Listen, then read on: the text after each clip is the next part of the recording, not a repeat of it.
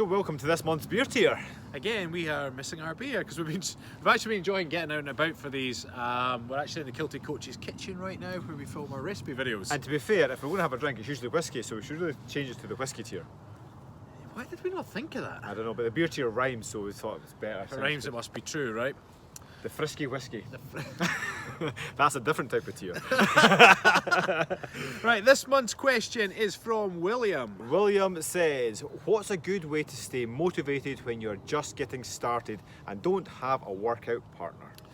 Well, that's an excellent question. It's a really good question. Particularly because, well, for us, we have online programs as well as clients that we work with in person. And with both those cases, we are then becoming the support network, you know. So when you don't have a training partner, then you have to rely on yourself. So sometimes having a well thought out plan that you can stick to the damn plan, that certainly goes a long way to keeping you motivated. Yeah, I think when you break it down, what you're looking for is how do you stay motivated? You have to break things down and say, okay, well, what am I trying to achieve, and why is this important to me? And really start with this. Start with the goal. Once you've got the goal, you need the easiest way to get there. Now, what happens with most people is like, oh, I'd love to lose weight. And they start with a very vague statement of what the goal is. I want to lose weight. Therefore, I need to train, I need to eat well, I need to stop having the takeaways, I need to stop having so much beer and wine. And you start putting all these limitations on yourself. And then before you realise it, a couple of weeks have passed and you're like, ugh, I'm just not motivated for this. So what we like to say is get a very, very specific goal. First of all, it's not just I want to lose weight, it's I'm going to be, or I am already a stone lighter than I am right now. Okay, I feel great, I've got loads of energy, and I'm really happy. Once you've got that very specific goal and a time frame to achieve it, and also, then you say, right, why is that important to me? Because when it comes to motivation, you've got external motivation and internal motivation, or extrinsic and intrinsic. Extrinsic motivation is your personal trainer standing over you saying, keep pushing, keep going, more and more and more.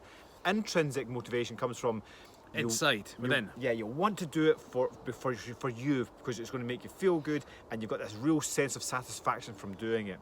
So think about the reasons why you're doing things, and that can often push you on to achieve wonderful things. And when you've got your end goal, it's very important to then break it into much smaller chunks, right down to micro chunks, daily goals, even hourly goals. Simple things like, you know, if you have your diet in mind, then an hourly goal would be, you know, you're drinking your water in this hour, then you're going to have your meal or a snack, getting your more fluids in, doing this, doing that.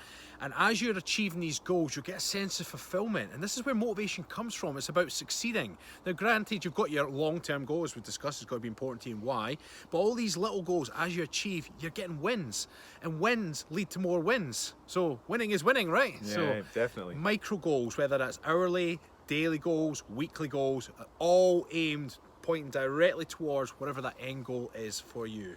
As personal trainers, there's nothing more satisfying than a client coming to us, and we set little mini goals, we talk through things, and we set little tasks and whatnot, and there's nothing more satisfying, and because we know the longevity of that program, then when a client comes and says, right, I did all that, what's next? And they're so motivated to do the next step, and we've not even talked about it yet, but they're like, what's next? Because they're keen. They've done what was required to do. We've set such small goals that they've gone out and absolutely smashed it, and they're like, oh, I need to do more. That's what you want. You don't want to kind of set this huge goal and say, oh, I'm not there yet, and I'm falling off the wagon again, and you get this downward spiral, and that's when people believe that they're lacking in motivation and they don't have the willpower. It's not the case. You have to cheat the system, and you have to create little small goals that you get the wins, you get the confidence from these little wins, and the sun's shining on us. And the eyeballs. So that you, as soon as you've achieved even a little mini goal, you get this burst of energy to say, I did that. What's next? What else can I do? And sometimes you'll have the answer to that yourself. You might already know what's next. Or if you don't, you come speak to your coaches and you say, right, I've done this, this, and this, what's next? The way that you measure these little wins is very important too. I'm working with a client at the moment, and she's got multiple different ways that she's measuring her goals. So hers is a weight loss goal. Now, not only has she got the numbers on the scales, she's also got the measuring tape, which she's been keeping an eye on periodically, and she's got this walking jacket that at first she couldn't even get closed. Now she can get it closed and zipped up, and her long-term goal is to have it on and be comfortable in it and feel slim. So between numbers on a scale or measuring tape or how clothes feel, she, I mean, this is just one example, has got 3 different measurements that she varies. So some weeks it maybe doesn't move on the measuring tape, but she dropped a couple of pounds.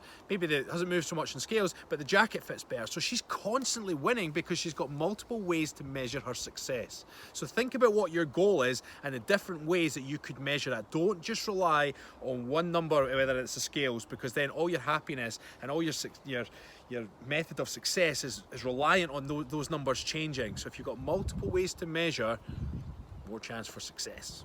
So in a nutshell, staying motivated without a training partner all comes down to you. It comes from intrinsic motivation, doing things for your sake because it makes you feel good. And in order to get that, start with small goals that you can see you're winning, you're winning, you're winning, you're winning, and you want to keep winning. You can now see the camera in my The shadow. that sun is really bright.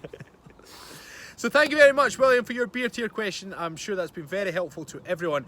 If you wish to have your beer tier question answered in a video just like this, go to patreon.com/thekiltedcoaches, join the beer tier, which might potentially be called the whiskey tier by the time this video goes out. And maybe by the time this video goes out, we'll also have another tier called the Frisky Whiskey. That's really reflecting off my jumper too, right? The Frisky Whiskey. The Frisky Whiskey. Right. Have a good week, folks. Bye for now.